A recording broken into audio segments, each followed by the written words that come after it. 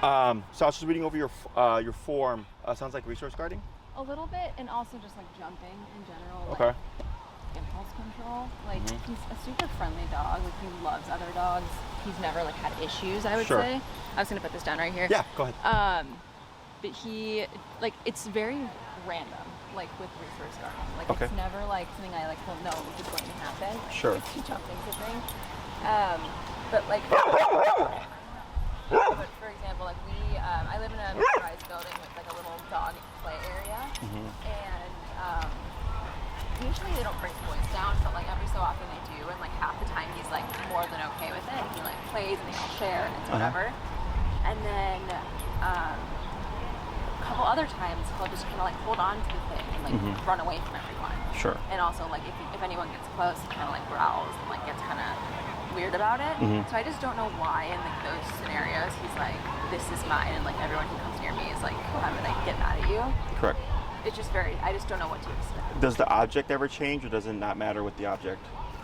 In the beginning, it was almost always just like a ball. It could be any kind of ball. And then more recently, it was like a rubber toy thing. Okay. But it's never usually like one thing or another. Okay. Yeah. How long has it been going on for? I've noticed it more the past few months than in the past. Like I feel like it didn't really happen before that. Okay. How old is he now? He turned 2 in February. 2. Okay. What day? 24. I'm February 16th. Oh no way! It's your birthday. Okay.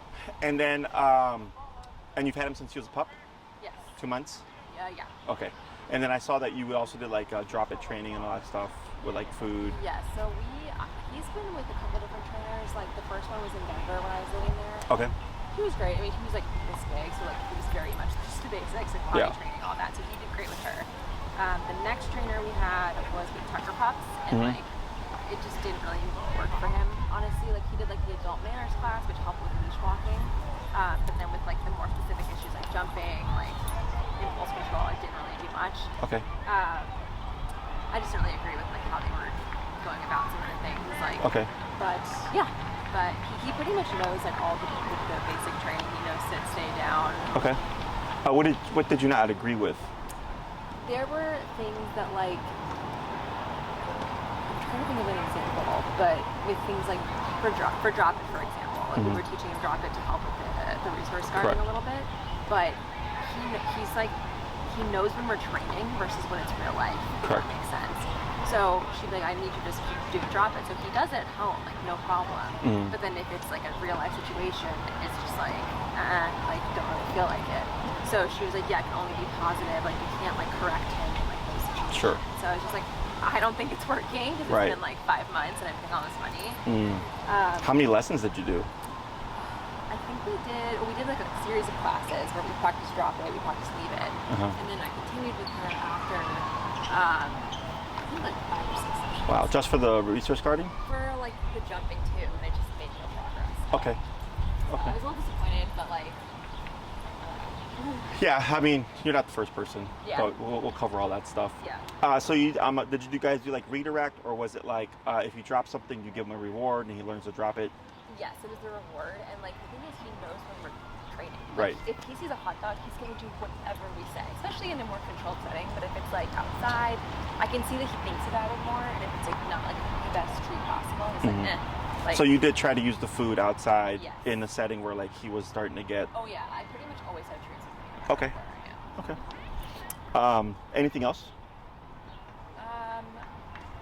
The last thing's kind of a silly one, but it's not like a problem. It's just like something I think might be part of the problem.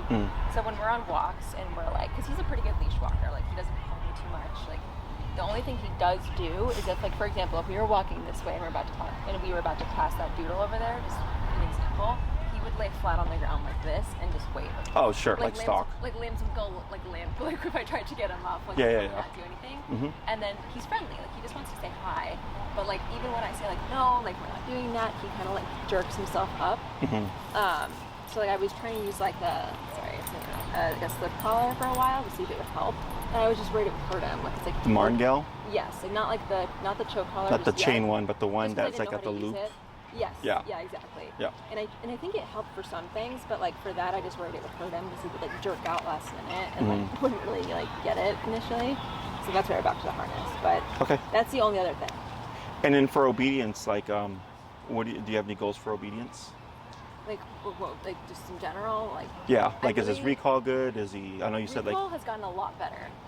It isn't perfect by any means, but like he used to literally just ignore me outside. But now he's like playing with his friends. Like I practice, like, hey Brody, come here, and like, or just come, and he will. And then I just kind of let him go play. I think that helped a lot because I think when in the past I'd make the mistake of like, oh yeah, come here, like we're leaving, like it's only that. So now I think he realizes like coming to me is like a good thing. It could be like not a big deal. Sure. Yeah. Okay. But I think the biggest thing is like when I have people over or when he's greeting anybody, like I'm hoping to have kids in the next 5 years. He can't be jumping on people. Sure. Or like anybody. Right. He doesn't jump on me, and if he does, I kind of just like ignore him and do I kind of like push him away a little bit. But when I have friends over, when I have like when he sees someone he knows, it's like a tornado. Sure. He's just so excited. Yeah. And it's like some people don't care. Like, oh, it's fine. Like, yeah. But then there's people that care, and then the people that don't care like work against you because then the people that do care, you're trying to control them, and it's like a. Yes. Yeah. Exactly. Yeah. No, I got you. It's a vicious cycle. Okay. But he's pretty friendly. Like he doesn't have me like bite, attack issues. Like I know you've worked with some like more intense dogs, but yeah, I just want him to be more consistent with everything. Sure. And before reaching out and booking this, did you research on how we train and everything? Yeah, I know you guys do like the e-collar, Correct. The prong collar. Correct. I've tried the e-collar for simply just barking. I never was like trained on how to use it, but I use like the vibration one, not the shock one. I'm not educated on it, so like. Yeah, I used it that's what this is for. I used it literally once, so like I'm not saying I'm against it at all. Do you remember your brand? I don't remember, but he freaked out. Like I did like the lowest setting, like I put it on myself first to make sure. For the vibration? Yeah. He flipped out. Like he was so scared. Like he wouldn't even let me get near him. Like he was terrified. Sure. So I didn't use it since. I don't even think I still have it. But yeah, that's our experience with that. Okay, so I'll explain all that stuff. Okay. So I primarily train with e-collar, okay, and I use prong collar when needed. Okay. Okay. So to give an example, I had a young lady. She was probably 100 pounds, maybe 90, with a 150-pound Great Dane. Oh wow. And he was dog reactive, and she lived in Bucktown, so he would drag her across the street. You know the kids say. Yes. So e-collar and prong collar, because the e-collar gave her the ability to stop him because it doesn't rely on physical strength. And the prong collar was, because she lived in Bucktown, she could literally turn the corner and there would be a dog there. Yeah. That's what gave her more immediacy on the control to contain him, while the e-collar would kick in to correct them if he became reactive. So when you're, just like route for walk, like just say, I have one hand on the leash, one hand, am I holding like a remote? Like how does that work? I mean, in the beginning it's in your hand because you're using it more, because you're teaching everything, but in time, like for me, like when I walk my dogs, if I know they're going to be off leash, I'll have them with their e-collars. Okay. And it's just on my hip. Okay. Because they come with clips, and mine have carabiners, so I'll put them on my jean loops or whatever. Yeah. So if you've done the training correctly, because this is later in the consultation, people are like, when does the e-collar go away? Yeah. Which I'll get to. Is you can't account for life, so I want to know that I have control in case something happens. Yes. But I don't have to touch the button. It's there in case something happens. Yeah. Does that make sense? It does. So the dog's been taught the skills, but sometimes things happen that are out of your control, and you need more in order to get your dog to respond. Yeah. Right. So for her, because she had a 150-pound dog, our e-collar has 127 levels. That goes in increments of 1, 2, 3, 4, 5, 6, all the way to 127. Okay. Size of the dog really doesn't matter. I have, yesterday I trained 2 Great Danes for the first class. One of them, their number was, the bigger one, the number was 50, 60, and the little one was 18. Okay. Right? So same breed, all that stuff, but completely different numbers. Okay. So, and I help you figure all that stuff out. So breed, size of dog, age of dog, none of that stuff matters. Every dog's how they take the collar is different. Okay. Now your experience with the vibration is not uncommon. Okay. Dogs will often freak out more over the vibration than they do over the stimulation. Interesting. Okay. Yes. Okay. Because you're thinking, well, it's just a vibration, right? Yeah. But a vibration is very unnatural to a dog, Yes. right? And I know you mentioned you had on the lowest setting. So from my experience with the collars that we've used, the collars don't have on vibration different settings. It's just one flat vibration. Okay. Okay. So maybe you had it on the lowest level for the stem, but the vibration stays the same. Got it. Does that make sense? It does, yeah. So, and it's similar to a cell phone vibrating and all that stuff. He doesn't even like that. Yeah. So, and it's funny because a lot of people say what you say. They're like, oh, my dog freaks out more over the vibration, but the stem, the dog is, could they be a 45? Yeah. And I go, yeah, because with the stimulation, we can actually change that incrementally. Yeah. So when the dog's first experience, it might just be a little twitch like that as opposed to like a big twitch, So then as you increase the level, the dog starts to realize, hey, this thing on my neck that's twitching my muscle is getting more and more intense each time. Does that make sense? Yeah. So it doesn't really come as too much of a surprise to them. We do get dogs that are sensitive to the collar, but that's why there's 127 levels, because it allows us to fine tune it to each personality type. I just started 2 little doodles. One was 25 pounds, the other one was like a 10 to 15 pounder. Okay. The bigger one was around 25 to 30, and then the little one was like 5 on the e-collar, right? So it's not like, okay, we come in and we just like put on 100, and then like, exactly, like every dog is different, every situation is different. You may find that when you use the collar for obedience, his number could be 20, but then when he goes into resource guarding mode, his number could jump to 90, right? And it's not that he's yipping and yelping, but you need 90 in order to cut through the intensity of the behavior in the moment. Does that make sense? So will he like learn that, and again, I don't know anything about collars besides what you just told me, so like forgive me if this is like an ignorant question, but like will he learn if this is like a good thing to like strengthen the relationship between him and me? Because my biggest fear is like he starts to not trust me with like a punishment. Correct. Yeah, that's always everybody's like one of their concerns, because we love our dogs and stuff. So the main thing is, one, the dog does not know where it's coming from. Yes. The dog does not know it's coming from you. Okay. Now, can dogs learn that the remote has to do with the collar? Yes. Okay. Because I've had clients, and I tell them not to do this, where the dog will be doing something, and like let's say they don't have the e-collar on, they'll grab the remote and they'll go, hey, right? And they'll threat exactly. So the dog learns when you have that in your hand, this thing will go off, but the dog doesn't connect that it's you pressing the button. So you kind of have to just be stealthy about it. Yes, it's not so much stealthy, but like inconspicuous. Okay. Like let's say, because I get clients that wear it around their neck because it has a lanyard, and I'll tell them not to do that in the beginning because you're using it more. So their hand keeps doing this every time they use the e-collar. So now the dog learns when you do this, the collar's going to go off. So then the dog will see that and stop what they're doing. So like that's why I like having it on my hip, because it's much more subtle. Okay. And when it comes to correcting dogs for things, like it's your energy about it. Okay, because dogs correct each other all the time. What he's doing to other dogs is technically a correction, right? This is my object, get away from me, right? And dogs use physicality to reinforce things, nipping, biting, and all that stuff. So, and I get this all the time, when like someone's dog, like let's say they nip at another dog, it's a correction. Yeah, right? he's never like made contact with another dog. I think he's just like scared them. He's like, Yeah. you hear like a yelp, and then like no one ever touches each other. So I'm like, hey, like I don't like that. Yeah, but that's his language. Yeah. To us, it doesn't seem right. Because when he's on the receiving end of this, he always gets it. Like he always backs off. Mm-hmm. So yeah. Yeah. So when you use the e-collar, it's the same thing. I like to call it a bite on a button. Okay. You're biting your dog at the press of a button. Okay. Because that's what they do with each other. Yeah.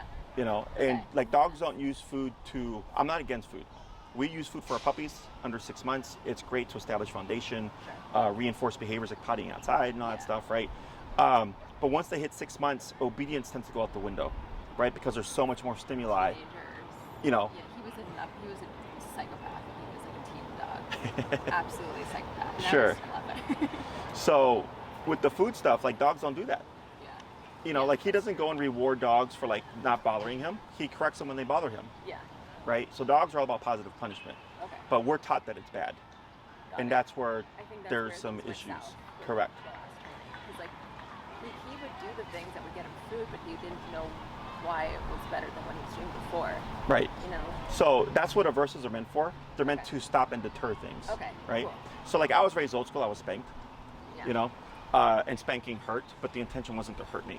Yeah. Does that make sense? It does, yeah. So it's a weird little nuance of like behavior and understanding of like physicality, Sure. right? But there's a fine line between being abusive, but then having to like spank your kid to teach a lesson, Right. So it's the same thing for dogs, but dogs are all about physical because they don't have conversation. They don't have what we're having right now, Sure. right? So for him, when he has an object, I know for you, like you understand, like, well, there's another ball that could always come into play. I can actually go take you to PetSmart and buy that very same toy. You know that. He doesn't. So when he finds something, in his mind, he doesn't know if he'll ever get that thing again. Yeah, it's right? never his toy. It's always the other dog's toy. Sure. So that increases the value of that object because it's already not his. Yeah. Does that make sense? Yes, it does. And like whenever that's happened, like literally what we've had to do is like basically we end up being the last ones there, and like I have to get the leash back on him, and even just that can be difficult. Sure. Like it's kind of like look at me, like, don't come near me, like don't do that. So he holds on for like a death grip, and then I bring him upstairs, and basically immediately we do like a drop it session. But it takes like a lot of convincing for him to be like, okay. So you still, that's a bit of intensity. It's like a lot of like coercing. So he's Sure. like really, really, but then we just keep doing it, and then he kind of gets it. He's like, oh. Okay. His mind goes off of that. Okay. So the good news is resource guarding in my experience is actually very easy. Okay. Okay. So when it comes to the e-collar, have you ever been to a chiropractor physical therapist? No. Have you ever had a stem or TENS unit muscle movement stuff? I have not. Have you ever watched on YouTube when they recreate labor contraction pains in men? Yes. Yeah. Okay. All right. So that machine is called a TENS unit, TENS. Okay. They use it a lot in chiropractic offices, physical therapists, sports therapy. So like, let's say you like injured your leg and you need to like exercise the muscle, but you can't actually exercise. They put these little probes that make contact with your muscle that stimulate the muscle and twitch it. Okay. So it would literally like could make your arm do this, but you have no control over it, right? So it's the same thing. It's the same technology. Okay. So people think when they think of e-collar, they usually think like shock collar. They think they're electrocuting their dog. Yeah. That's incorrect. Okay. The word shock comes from two places. One, when e-collars first came out, they only had like 5 levels. So imagine 127 and 5 being the same. Okay. So we have 122 more divisions, whereas before you only had 5. Yeah. Okay. So the jumps between 1, 2, 3, 4, and 5 are very great. Okay. So it was shocking to the dog. Okay. So your dog could be yelping at 3, but then not listening at 2. So then you're stuck. Yeah. It also comes from the positive only front. In the dog training world, there's a lot of drama. Yeah. Positive reinforcement trainers and trainers like myself, they use all methods. And they use words like shock and torture and pain to deter clients or their clients or people from seeking out these tools as an answer, right? But then we're stuck here. Yes. So that's the thing, though. Like I don't mind positive reinforcement. It's a great tool, but I don't rely on it to create reliable response.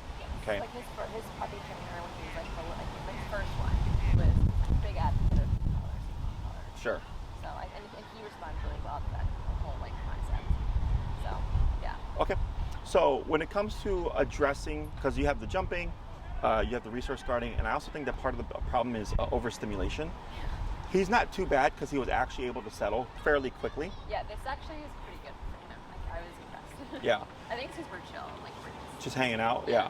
So like you can see how he's watching here, which is fine. His energy is still particularly mild. You can see how he's alert and everything. So I think the overstimulation is actually fitting into your resource guarding because overstimulation is the brain's inability to stop itself. Okay, it just wants to go. Yeah. Right. So any little thing that happens, like if this dog came closer, he'd probably jump up like, "Hey, what are we doing?" Right. Yes. He's and like you said earlier, impulse control. All those things kind of go together. Yeah. Okay. So let's say you go to the park or the little run in your building. You let him loose. He's excited. Right. He's getting kind of amped, and then he sees an object. He gets more amped. He gets the object. He's even more amped. Yeah. Dog's chasing him. He gets even more amped, and it pushes him into instability, which then becomes guarding the object. Okay. And the fact that when you said you had to bring him inside and then work him for a bit, and after working him for a bit, then he lets it go. Yeah. That's a bit of time. Yes. It's like a lot of Yeah. work. Most dogs, it's like once you're out of the environment, they'll like spit it out or whatever. Right. You know. And like and it's really weird because like even sometimes like if there's like the same group even like maybe like one less dog, he'll drop it and like they'll keep playing. Sure. And it's no big deal. Sure. So I just don't know what specifically in that moment is like, okay, now I'm going to be aggressive. Yeah. No? So when it comes to resource guarding, in my theory of training, you can't have both. Yeah. Okay. Because I get clients that are like, well, Jesse, my dog is a resource guarder and I can't take him to the park with other dogs because if there's a ball, they'll start a fight. Yeah. So they're like, I just want my dog to be able to play with the ball but not start fights. And I go, you can't do both. Okay. So it's either your dog is playing with dogs or your dog is playing with the ball and we're in a different environment or something, right? Yeah. And there's nuances to it, but that's like always the easiest way. Yes. Can I get a dog to learn to play, like let's say it's a resource guard, or play fetch with other dogs? Absolutely. Yeah. That's me. Okay. That's me, not the owner. Okay. So I have to set limitations that I know that are realistic for all my dog owners. Okay. So when it comes to he's good with dogs, right? Leo, no. Leo, sorry. It's okay. All right. When it comes to Leo, come. Hey. This is basically what happens on our walks. Sure. Yeah. Let's go, Leo. Come on. Okay, let's Let's go. go. So when it comes to the resource guarding, yes, he should know how to drop it. Okay. And we can reinforce it because now there's a negative to make him drop it. Okay. Okay. So there's two motivators in life, right? There's the good things and the bad things. Okay. In my opinion, the bad things are usually the better motivators. Yeah. Right? You want to avoid that. Yes. It just makes sense. Yes. So that's how it works with all animals, right? Yeah. Because this is instinctual. It's against instinct to put ourselves in an uncomfortable or painful situation. And like, correct me if I'm wrong, but like the whole like alpha like mentality, like you don't want to be punished by like the top dog, right? Is that like the right? Correct. kind Yeah. of So like, dominance like theory. mom, for example. Correct. So when we look at the owner to dog relationship, the problem is people get dogs for companionship, Yeah. buddyship, Yeah. right? I don't tell my buddies what to do.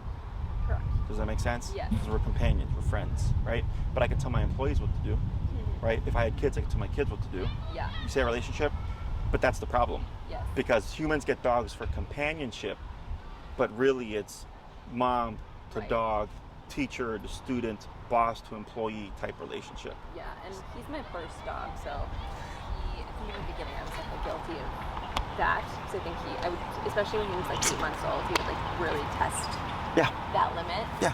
That's what they do. Yeah, but now I think he's a lot better with it now. Like if I'm like, if I like make that kind of sound, he like immediately looks at Sure, me. you can stop certain things, right? Yeah. Until he gets hit the threshold, and then it's like, nah, he's Yeah. like, nah anymore, ma, Like right? you would have thought he was the most annoying dog a year ago, and now he's like a lot more mellow comparatively. Sure. Which is like, I'm proud of that, but like Yes. it definitely needs work.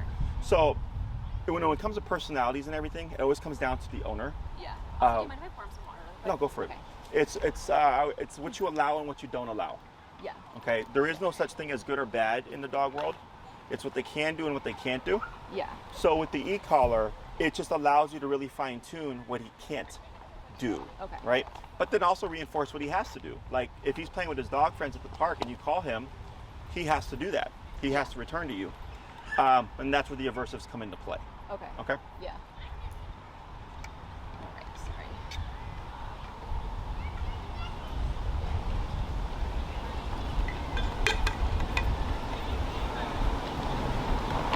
Sorry, he gets like so overheated in this weather. So It's really a nice day though. it's really nice, but like I feel like he just got his like summer haircut and grew out really fast, and now Sure. he's like hot again. But Yeah. I don't know, I think it's just being dramatic. So all that stuff making sense? Yes. Excellent. Definitely. So the way we use the e-collar for these kinds of cases, okay, is the first thing we always teach is heel, which is walking on the leash. Okay. Now earlier I know you said that he's a pretty good walker, doesn't pull that much, right? It's not about how much they pull. Heel is a very strict behavior. Yeah. Dog's right shoulder should be parallel to your left leg. Right leg Yeah. doesn't really matter. And with a completely slack leash. Okay. Okay, so that means you could leave your leash like that and he's walking right beside you through a Target, through a PetSmart, through the park, through a crowd of dogs. Yeah. He's right there when given the command, and then he's free to be a dog when he's given the opportunity to be free. Okay.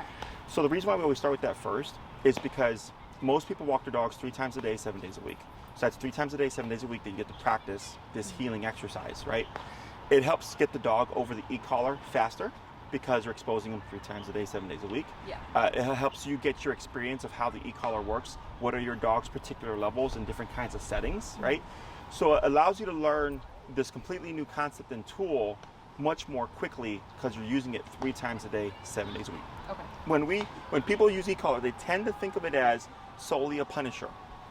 I'm only going to use this when my dog is at his worst, right? I'm only going to hit the button when my dog is actively growling at dogs to the dog park.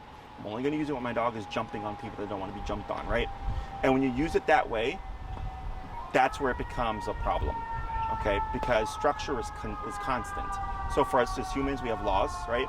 We have traffic laws, we have judges, we have prisons, we have jails that we know that are ever present, and that's what keeps society in check for the most part, right? It's the same thing for dogs. So if you're only using it sparingly here and there when the dog's being at its worst, if there's nothing being practiced regularly, it's a constant back and forth with the dog, okay? But if you're always walking your dog and utilizing the heel and reinforcing through discipline, your dog thinks now there's just a constant presence of discipline. Does that make sense? And we want to see, what does that fix, okay? So when we get dogs that are dog reactive, that they like lunge and bark at other dogs, people usually think we're gonna show up and like punish the dog for being, bad. First thing we always teach is how to walk on a leash, okay? And we see, what does that fix? Heel can fix 70 to 80% of problems, okay? I've had it also help dogs with resource guarding. They're technically not related, but I have seen it also help with that stuff too, where the owner's like, hey Jesse, after a couple of classes with the heel, my dog's not really interested in the tennis ball anymore. Or they're like, they grab the ball, but they're not as intense about how they're guarding it. Because it's putting discipline into the brain. Yeah. So for me growing up, when my mom said don't do that, it was just don't do that until I got spanked for the first time. And then don't do that had a totally different meaning. Sure. Right? So it's the same thing for the dog. You've tried to correct them and you do your sound and all that stuff, maybe the redirects and everything like that. But nothing is empowering that to a degree. He's like, you know what? I actually don't want that to happen again. So I'm going to choose not to do that again. Yeah, okay. Does that make sense? It does, yeah, definitely. So we always start with the leash walking stuff. And then, you're my feedback. So heel is a 2-part exercise. We have the first class. I coach you. And the way that we teach now is all hands-on for you. I don't need to touch the dog. Okay? Unless I absolutely have to, which is super rare. You're learning from day one, from ground zero, everything. Okay? So I'm here with you. I'm coaching you through everything and all that stuff. And then I give you your homework and I say, go ahead and rinse and repeat that for the next week, okay? You come back class 2, you give me your feedback. Hey, Jesse, you know what? He's not been as impulsive. He's not jumping at people as much. He's actually a little bit calmer at the dog park, this and that, right? I go, cool. The discipline is already making a difference, right? We work on the second half of heel, and let's say there's stuff that's not being addressed. I go, we won't worry about it. We're gonna make a couple of tweaks, go do the second half of it, right? Come back, where are we at, okay? And you could be like, hey, the jumping is terrible or whatever. And I go, okay, now I know what heel hasn't fixed, right? But also he has to have a concept of what the e-collar is, right? So that's what those 2 weeks are for, is to prime them for week 3 where it's like, okay, we still have jumping, we still have resource guarding. Okay, cool. This is how we're gonna address that stuff now, okay? So by the 3rd class, we'd most likely be jumping into resource guarding because resource guarding takes a bit of time. Okay, it's very easy. It just takes a lot of time and repetition, okay? Now getting a dog to release an object, even without the collar, can be done, but takes a lot of time and repetition, okay? You have to factor in as a dog owner, you have your work life, your social life, right? Your personal life, the stresses of life. Then you have your dog, right? You're not a dog trainer, so it's like so people always ask like, well, how come it's not that quick? I'm like, because you have other stuff that you do. It's so hard. So, but what's nice is that with the collar, from the get-go, once we've covered it, you will already have immediate control, okay? So my suggestion when I deal with resource guarders at a park, okay, is remember, we can't make him share, is I make the toys off limits at the park, okay? It's not a mean thing, but if he cannot have an object, he cannot guard it. Do you mean like to him or in general? At the park to him.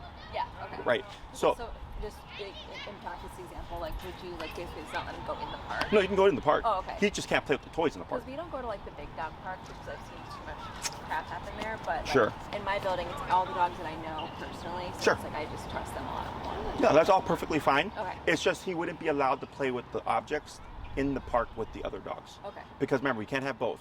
Yeah. Okay, you can't make him have the ball, but then not guard it. So how would you do that? Like.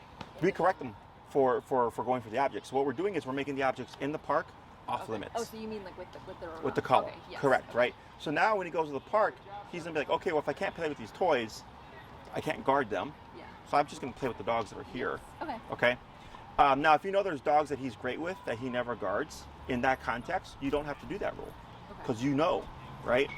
I feel like it's usually, I'm sorry, I didn't mean to interrupt you. I think it's usually with like younger dogs, like not puppies per se, but like actually maybe like technically puppies, like that are old enough to play with bigger dogs. Right. And I think it could just be because they're like new to the group, like they don't. It could be because they're new to the group, so he doesn't really trust them. It could actually just be that they're young dogs, Yeah. because that's normal. Okay. When he's setting a boundary, Yeah. right? He's like, all right, puppy, this is my ball. All right, young dog, this is my ball. Yeah. That's, in their world, that's healthy. Okay. In our world, it becomes a problem because that dog belongs to another person. Yeah. Okay. Right? That's the issue here. Yeah. He's, in my book, he's not technically doing anything wrong. He's doing what dogs do. Right. But it doesn't translate well in our world. Yeah. Okay. Does that make sense? It does. Yeah. So in certain contexts, right, where it's like, okay, you know, he's playing with these dogs, there's balls here, I have a feeling he would guard these, I'm going to make these off limits now, right? So there's nothing to guard. But let's say you go to the park and it's just you and him and you want to play fetch, go for it. If you go to the park and like no one's there and there's balls, you want to let him go play with the ball at that time, go for it, right?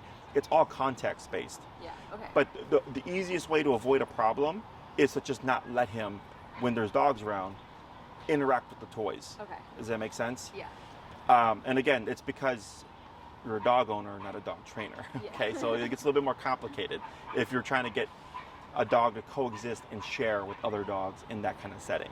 Yeah. Okay, plus the dogs that he doesn't know. Yeah. You know, so then that's where things, because then again, because it makes sense why he would guard it then. Yeah. But then it's like, well, but it's not acceptable. Yeah. So Okay. the jumping can be corrected as well. So what's nice about behaviors is that they're easier to correct because it's just don't do that. Okay, so for jumping, you know, it's usually taught have your dog sit. When your dog is sitting, they can pet the dog and all that stuff, Yeah. right? But if your dog is overstimulated or overexcited, that kind of goes out the window, Yes. right? Because there's so much going on that the whatever it is that you're using either is not of enough value, right? Or he's just so overstimulated he doesn't care and he'd rather say hi to the person instead. It's like there's nothing in that moment. Right. Even if he was like, for example, if you knocked on my door and like he was in his garden, he runs the door, and you tell him to go to his bed, he'll go. But he's like twitching of excitement. He's Sure. So excited. And then immediately, even if I tell him to stay, he rushes the door. Sure. Or I'll put him in the bathroom for a moment to let him calm down. Same thing. He rushes When you the let him door. out. And like he literally will like line back or tackle a person. Yeah. Out of joy, like he's hurt them, but like it's scary. He could though. Oh yeah, he's, You know. Yeah. Whenever my grandma's with me, he's on a leash. Sure. So all that can be corrected. Yeah. Okay, because it's just don't do that. I don't care what you do, but don't jump on them. Yeah. Don't put your paws on them, right? So, because let's say he jumped at another dog and they didn't like it, they bite him. And that's happened to him before. Yeah. He hasn't been bitten, but like he's definitely gotten some scary little altercations. But, Yeah, that's how they set the boundaries. Yeah. You know, so again, you're doing the same thing, but the press of a button. Yeah. Okay. So all that stuff making sense? Yes. Cool. So the jumping and the overstimulation. So the overstimulation should actually go away with the healing stuff. Okay. Okay. That one is usually a pretty common thing where any overstimulation type behavior, because it's just lack of boundaries. But when you do the healing exercise, the dog has to focus in order to follow what you're doing. So that helps them start to set boundaries. Yeah. Okay, that's why we always want to see what does that fix first. By the third class, we'd be jumping into resource guarding. Okay. By the fourth class, we could jump into, and jumping would probably be covered in resource guarding as well, because it's just a very simple concept. Okay. It's just me teaching you how to correct your dog when that happens, and then rinse and repeat. Yeah. By the fourth class, I'd probably suggest we go into recall, make that a bit more reliable. So in case anything ever happens, you have a means of returning your dog. Recall is about a 1 to 2 class exercise as well. And then if you want more control, we can absolutely do more control, okay? But At minimum, I'd probably place you around 6 classes, okay? Because we do 3, 6, 9, and 12. Okay, so the 3-week program is for like dogs that are reactive and the owner just wants to walk their dog and that's it. Okay, so think of the 3 week as I want to walk my dog. The 6 week is I want to walk my dog, let my dog go to the park and do recall. 9 week is walk my dog, go to the park, go to restaurants, have my dog lay with me, no problem. And 12 week is I do everything with my dog. I go to the beach, I go to trails, I go hiking, I go to Oz Park and let my dog go off leash. They go come with me to my friend's house. My dog does everything with me. Yeah, I mean, I think like he's been better with my restaurants and stuff to students, and it really shocked me because he used to be like psycho at restaurants. So like, it's very weird. You know, some things down, no problem, and then some Other things like, not so much. I don't know what they're doing. Yeah. And that's because we tend to put things in the dog's court, like please learn to be a good dog, right? But that's what boundaries are for. That's what corrections are for, right? So like, let's say you had a trainer, like your first trainer, that taught you how to correct him in a way that he would understand and respect, right? Jumping wouldn't be a problem. You know, like the resource guarding probably wouldn't be a problem because you would have been doing this stuff a while ago, right? But you got a different trainer who doesn't do that in their theory of training, and that's why we're here, right? Yes. So you'd be surprised, like everybody's ceiling is always here. I'm like, but with e-collar, our ceiling's like all the way up I'm here. so excited because like, my boyfriend didn't like him jumping on the bed. Sure. So I was sitting on whatever, you can sit on the bed. And the trainer that I had was like trying to get me to basically be like, oh, only give him treats if he goes to his bed. And it just wasn't working. Like he didn't understand that the bed was instead of my bed. Sure. So my boyfriend was like, okay, I've taken this into my own hands. Like, and he got one of those like mini spray bottles. Oh, sure, just sprayed him every It was time. like one night. And he has not jumped in bed since. And I was like, I was so shocked because like, I was thinking like for a whole year, like, oh, only positive, no negative. Wow. And negative worked for him in literally one night. Yeah. Which is great. Well, think of it this way. Have you ever touched a hot stove? Yeah. Did you do it again? No. You learned that how quick? This is what he does in the box. Yeah. Right, you see how quick you learned that lesson? Yes. Right? Yeah, it like completely blew my mind. And Yeah. I did not continue classes after that. I was like, okay. I know, but that's I'm the good. thing. It's like, you know, it's a lot of craziness. Yes. Okay.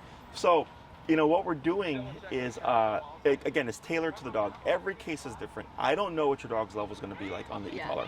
I had a golden retriever we trained right here. It was a 7-month-old puppy, 90 pounds. Sorry, not 90 pounds. He was 80 pounds and his number was like 90. Oh, wow. Okay. Okay, and he was the friendliest, happiest, the luckiest cream retriever, right? And they were so shocked because they're like, he's the sweetest dog. Like, how is his number so high? I'm like, just because he's sweet doesn't mean he's not physically tough. Yeah. Those are two different things. Okay. You know? So, but all that stuff will help you figure out, right? So at minimum, I would put you at 6 Okay.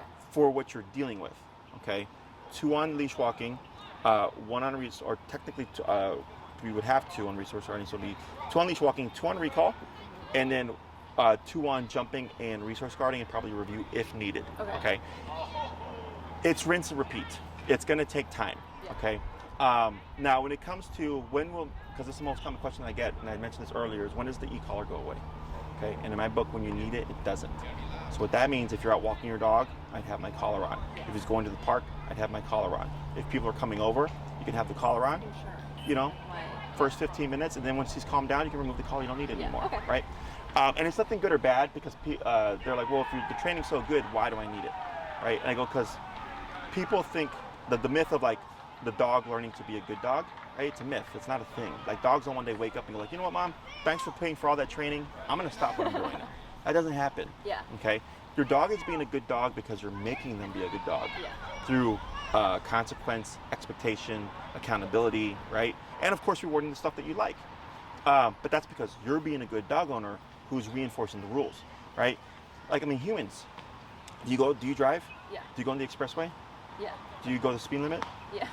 Do you? Yes, actually. Okay. So you're one of the few people that I just does. got a car. My boyfriend left his car here, so I'm like, okay, I'm gonna use it for a while. So Sure. I said maybe because like I have not driven in a while. Most people don't go the speed limit. Yeah. I think you actually can see do it. though. I'm more of like a slow driver. Rule follower, right? Yeah. So I do not go the speed limit, right? I'm like everybody else. Many Illinois drivers. But if I say the see, same. if I see a cop car, what do you think happens? So, Yeah, because that's consequence. I don't want a ticket, right? So us as humans, and we're self-aware and we're aware of the rules and laws and stuff, we still push boundaries, right? It's animal instinct. It's called opportunistic behavior. if we take a pond of water, right, and let's say like there's an alligator in it and there's animals around it that need to drink and they know it's there, they won't drink. But if they see the alligator leave, they'll drink. Right. The threat is now gone, right? So that's where it comes from. So for him, if you walk out and there's no e-collar on, you go to the park and there's a tennis ball there and he's like, yeah, that thing's not here. I'm doing this today, right? Yeah. So it's again, nothing good or bad. It's just the way of the world, okay? But when you don't need it, you don't have it. Okay. And you're only using it when you need to. If you've done, because I'm going to give you like rules and boundaries to put on your dog, and if you're following those rules and boundaries, you're going to go to the park. Yeah, he'll have the collar on, but if he's learned these balls here at this park are off limits, he's not going to interact with them. Yeah. And then we don't get resource guarded. Yeah. You know, I had a client that his dog was, or not hers, her dog was so insane for sticks, right? So she brought her friend with her Bernese. My client had a black lab, very overstimulated black lab. His number was like 90 something. And she wanted to socialize him and learn how to do it correctly. So I showed her.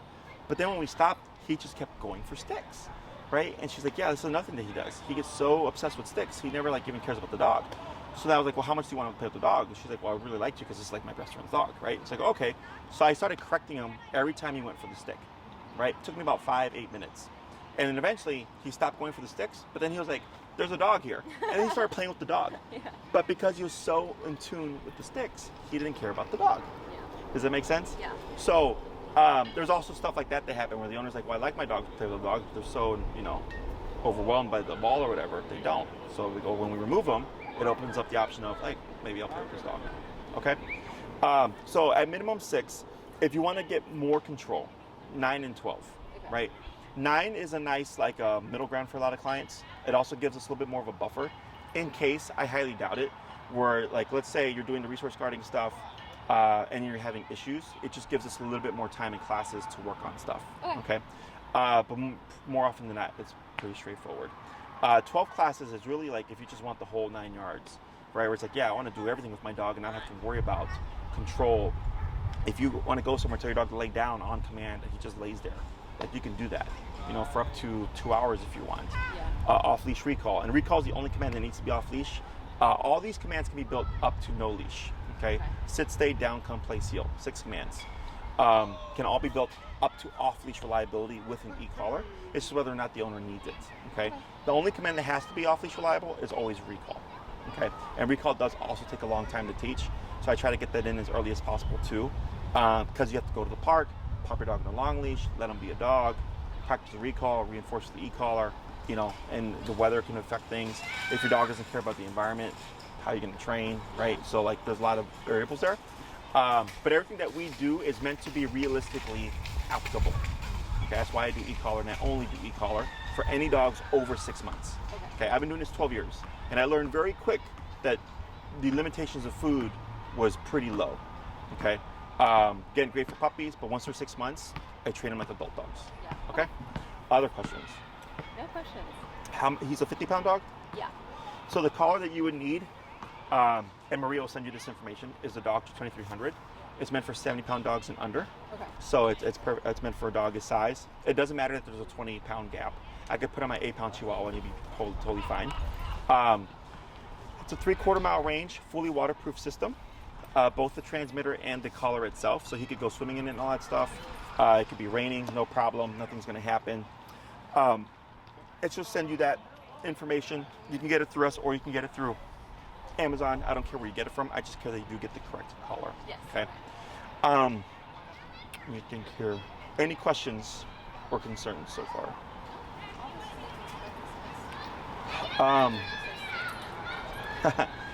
In the beginning, not uncommon for you to see what people describe as like depression or mopiness. Okay. It's not depression or mopiness. A lot of times it's just the dog being calm for the first time. Because the owners are so used to seeing their dogs a certain way, that when they see them the opposite way, they usually relate it to that. Yeah. Also, no one likes discipline, right? Like, that's why it's called discipline. Yeah. So, e-collar is also a stressor. So in the beginning, when we apply the collar, we're gonna do things, so we work low and we'll work our way up. Okay. He tells me what's working, okay? Sure. So like, if you're using the collar and he's jumping and yipping all over the place, I tell you, you're probably too high. Okay, if he's pulling off to the side and you're pressing on the button and he's not doing anything, then you're probably too low, Yeah. right? We're somewhere in that middle, but it has to be at a level that's concerning enough for him to want to avoid it, which causes stress. Okay, so you may see things like panting, salivating, a little bit of shaking, or you could even be a lot of bit of shaking. People will note sometimes that the dogs look anxious. Yeah. And I'll tell them it's because something that's completely foreign, Yeah. that's not natural to them, which again is why we do the heel, because it's repeated exposure. Okay, so in order for us to learn how to handle stress, it has to happen, and then you have to work through it, right? Same thing for the dog. Okay, it's not going to make your dog a robot. It's not going to make your dog hate you. It's not going to make your dog worse.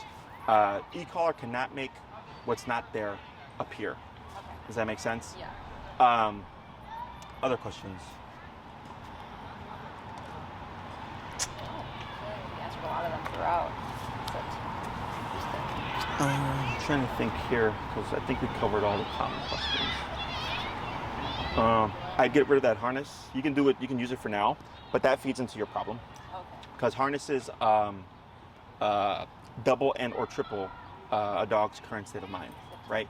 So like let's say a dog is being reactive and the owner has him on a harness and they're pulling back, it'll make the dog more reactive. Yeah. Okay. The only reason I have it is because like this collar, I feel like you can go out of it pretty easily. Sure. It hasn't before, but like I just feel like I've seen it almost do it. Sure. So with yeah, you said you have a martingale? I did. It was a very bad one, so I got rid of it. Okay. So what I would suggest, because these snap buckle collars, what happens is they stretch over time. Because if you move forward with the training, we wouldn't use the harness because the harness counteracts the e-collar. Because harness says pull, e-collar says don't pull. Okay. And now we have conflicting messages, right? Yeah. If you're concerned that this collar will slip off his head, either by coming loose or being not fitted correctly, I don't suggest snap buckles because snap buckles can break and they also stretch over time, Okay. which is where they slip over the head. Instead, I suggest flat buckle. They're the ones that look like belts. Okay, those are secure because they don't change, they don't stretch out or anything like that. Okay, If there's like one that you recommend, like you can go to a PetSmart and get a $12 one, and it'll be perfectly fine. flat Okay, buckle, you said? yeah, it looks like a belt. Okay. Yeah, Yes. but not the snappy ones. The snappy ones can break, and they also stretch out over time. Okay. So a regular flat buckle, unless you decide to get like a replacement martingale or whatever, that you would only use on the walks and everything, they're perfectly fine to use. It's just you have to have more information, which is where the e-collar comes into play. Okay, and we don't want to clip the leash to the e-collar because we don't want anything moving the e-collar away from the neck because then it'll inhibit contact. We need to have good contact Okay. in order for him to feel the stimulation. Yeah. Okay. Yeah. Other questions?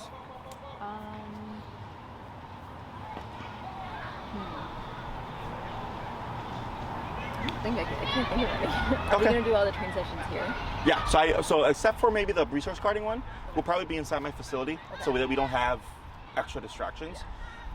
So people usually think when we do resource guarding that, we're gonna put them in a pen full of dogs and with the ball. We work everything outside of the problem, okay? And you teach them rules and boundaries outside of the problem so when you come into this context where the problem is already there, when you use the collar to adjust him, he's already knowing what to do and what not to do. Does that make sense? Yeah. And in the class, I'll explain to you how to go about applying everything. Yeah. And I'll probably tell you for the first couple of days, avoid the park so you can get good reps in. Yeah. And then go into the park and then apply the theory within the park setting. Yeah. Sounds good. But we train out of here, weather pending. If it's like a really bad day, we may move to my facility. It's a 13,000 square foot space, so we can still do training. But people like being outside and training when there's distraction, so Cool. we Sounds train good. here. Only other thing would be for Maria is once you decide how you want to approach the training, with whatever length of time, you can email her. Say, hey Maria, I want to do 6 or 9 or whatever, and if you give her your schedule. Is your boyfriend gonna be a part of this? No, he's in that school, so he's back in New Jersey now. Gotcha. He'll be here in August, but it's just gonna be me. Okay, so you can give her your schedule, and that'll make things easier because and window schedules. Okay, if you only give her Mondays at 5 and Tuesday at 2, 1 hour little increments, it's harder for her because my schedule's got a number of clients. Yeah. So if you give her a window of hey Maria, I'm free all day Saturday, she knows, okay, cool, Saturday I have all day to book you, right? Yeah. Once you have your time, that'll be your time slot. We do recurring times for the most part. Okay. So if you did like Saturday at 2 o'clock, if that was available, every Saturday at 2 o'clock for X number of classes would be your time. Yeah. I would see you at that time Okay. every Saturday, right? If you need to cancel and reschedule, just give us a 48-hour window. We do give everybody a last-minute cancellation because we understand things happen.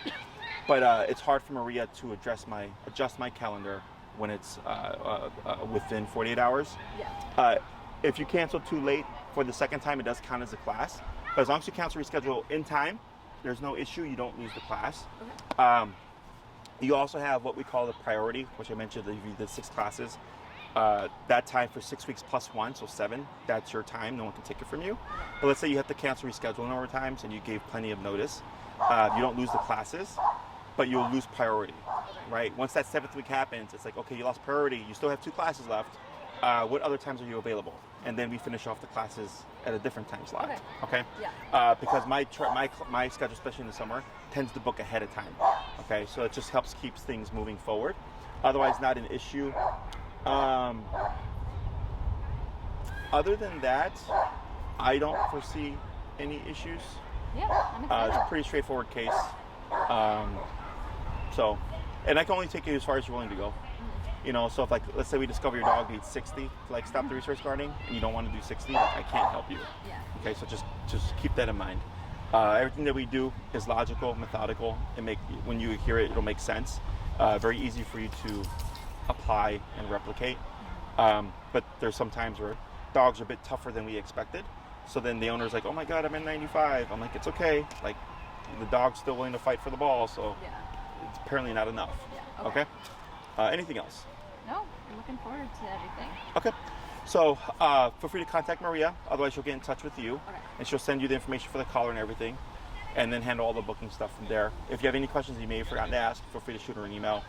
And if it pertains to me, she'll let me know, and then I'll give her an email back, and then Cool. we'll get back to you. Sounds good. Okay? Well, thank you so Otherwise, enjoy the rest of the day. much. Yeah, you too. Enjoy the rest of your weekend. Mhm. And it was great meeting you. All right.